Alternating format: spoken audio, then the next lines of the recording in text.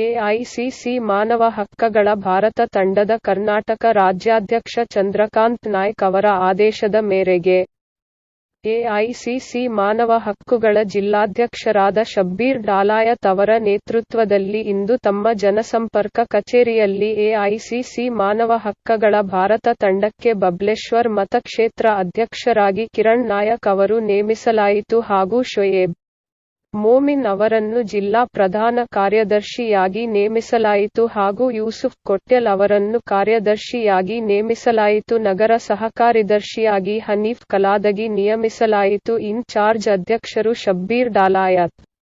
ಜಿಲ್ಲಾ legal committee ಅಧ್ಯಕ್ಷ ಆನಂದ್ ಕುಮಟಗಿ, ಜಿಲ್ಲಾ ಕಾರ್ಯದರ್ಶಿ ಮೊಹಮ್ಮದ್ ಗೌಸ್ ಹಾಗೂ ಯಾಸಿನ್ ಸಿಂದ್ಗಿಕರ್ ಮುಂತಾದವರು ಉಪಸ್ಥಿತರಿದ್ದರು.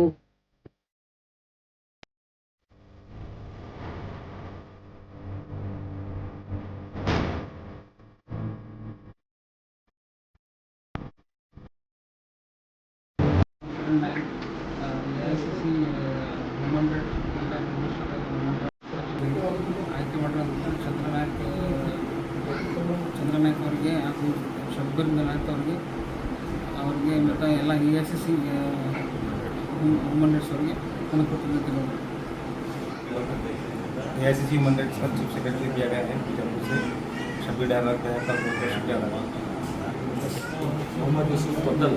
ಇವತ್ತಿನ ದಿವಸ ಎಐಸಿಸಿ ಟೀಮಲ್ಲಿ ನಾನು ಜಾಯ್ನ್ ಆಗಿದ್ದೀನಿ.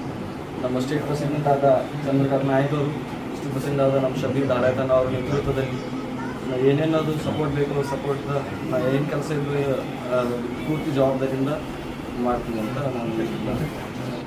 ह्यूमन राइट्स की तरफ से मुझे एडिशनल सेक्रेटरी का पोस्ट दिया गया है और उसके जानिब से चंद्रकांत पाटिल नायक स्टेट का कर्नाटका का प्रेसिडेंट और हमारे शब्बीर डालायत साहब उनका बहुत बहुत दिल से शुक्रिया अदा करता हूँ।